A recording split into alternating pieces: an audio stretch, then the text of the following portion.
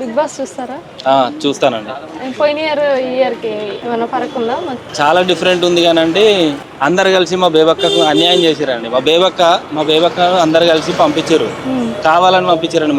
మా బేబక్క గనక మళ్ళా రీఎంట్రీ ఇయ్యాలి. మా బేబక్క గనక మళ్ళీ రీఎంట్రీ ఇవ్వకపోతే ఖచ్చితంగా నేను చెప్తున్నా, మేము అందరం కలిసి మా ఫ్యాన్స్ అసోసియేషన్ నుంచి మేము ధర్నాలు చేస్తాం. ఎందుకు అంటే బేబక్క అంటే అభిమానం అండి.